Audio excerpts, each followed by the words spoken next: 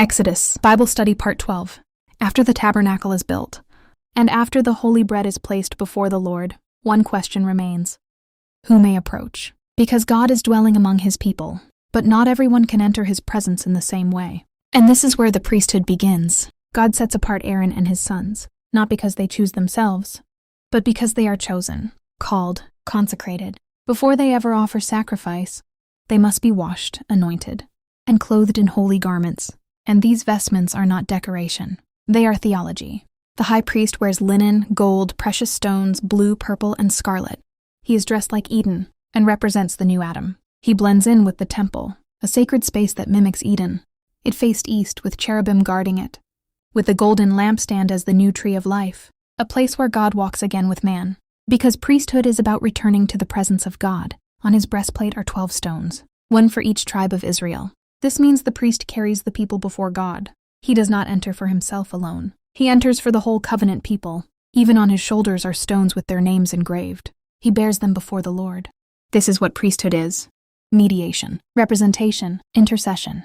At the hem of his garment are bells and pomegranates. Pomegranates symbolize life, fruitfulness, and covenant blessing. The bells remind Israel that holy service is taking place. Even before he speaks, his clothing preaches, and on his forehead is a golden plate that reads, "Holy to the Lord." Because before ministry comes identity, before service comes holiness. The priest belongs to God. Then come the sacrifices: burnt offerings, sin offerings, peace offerings, grain offerings. Each one teaches something: that sin has consequences, that holiness matters, that atonement requires sacrifice. Blood represents life, and life is offered back to God. But these sacrifices were never the final answer. They had to be repeated again and again, because they pointed forward. In the New Testament, Christ becomes both the true high priest and the true sacrifice. He does not offer the blood of animals.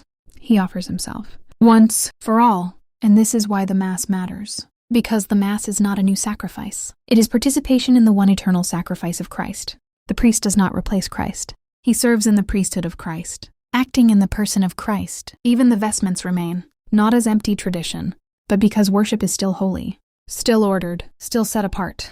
The priesthood of Exodus was preparation. The sacrifices were shadows. The sanctuary was a sign. All of it pointing forward to the moment when God himself would become both priest and offering. Holy worship did not begin later. Its roots were already there, in the wilderness, before the altar, before the presence of God.